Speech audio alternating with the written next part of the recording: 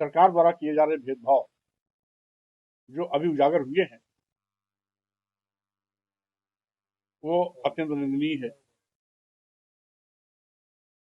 इस कानून के आने के बाद श्रमण समाज के लोगों द्वारा इसका पूरे प्रदेश और देश स्तर पर विरोध किया गया, लेकिन उसमें आंदोलनकारियों पर सरकार बहुत नरम थी, मेहमानबाजी कर रही थी, मान मनोहार कर रही थी। लेकिन आज जब यूजीसी कानून 2026 के समर्थन में एससी एसटी ओबीसी के छात्र और छात्राएं सड़क पर आ रहे हैं तो उनके खिलाफ भाजपा सरकार बर्बरतापूर्ण जनजाति अत्याचार कर रही है, जानवरों की तरह उनको घसीटती है और बुरी तरीके से उनके साथ मारपिटाई भी करती है। अभी 2 दिन पहले महिला नेता पल्लवी पटेल जो विधायक भी हैं, जिस तरीके से पुलिस ने उनके साथ अमर्यादित व्यवहार किया वो अत्यंत निंदनीय है। यानी सरकार का यह रवैया ये साबित करता है कि वो खुद अपने कानून का विरोध करवाने पर उतारू है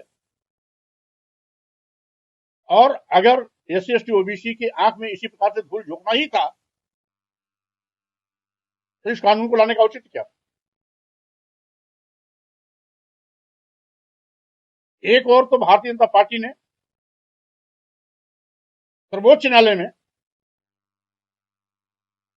इसकी पैरवी न की, उनकी कमजोर पैरवी के नाते इसमें स्टे मिला। और दूसरी ओर आज जब पूरे देश में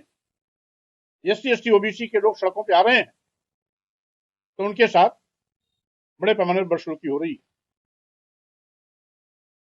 जबकि इसका औचित्य तो अपने आप इसलिए साबित हो जाता है कि माननीय सर्वोच्च न्यायालय ने खुद विश्वविद्यालयों उच्च शिक्षण संस्थाओं में हो रहे भेदभाव का संज्ञान लिया और जिसने केंद्र सरकार को निर्देश दिया कि इस प्रकार से उच्च शिक्षण संस्थाओं और विश्वविद्यालयों में जातीय भेदभाव के चलते बड़े पैमाने पर लोगों की मौतें होती हैं, आत्महत्याएं करते हैं, यहां तक कि तमाम लोग शिक्षण संस्थाओं और विश्वविद्यालयों को छोड़ भी देते हैं। इस पर तत्काल रोक लगनी चाहिए। इसलिए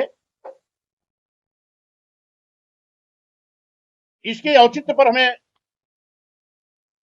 कुछ नहीं कहना, क्योंकि माननीय सर्वोच्च न्यायालय का ही निर्देश है, उसी के संज्ञान पर इस प्रकार के आदेश हुए और माननीय केंद्र सरकार ने उसको फॉलो किया। लेकिन आंदोलनकारियों के साथ जिस तरीके से पक्षपातपूर्ण रवैया केंद्र सरकार का है, विरोध करने वालों के साथ मेहमान नवाजी और समर्थन करने वालों पर लाठीचार्ज, प्रताड़ना, पैर पकड़ के जानवरों की तरह घसीटना, हाथापाई करना, मारपिटाई करना, ये आम बात हो गई है, जो अत्यंत निंदनीय है। लोकतंत्र में इसका कोई स्थान नहीं है और इस प्रकार से हिंसक रूप से आंदोलन को रोकने का मतलब है कि लोकतंत्र का सीधे सीधे कत्लेआम किया जा रहा है।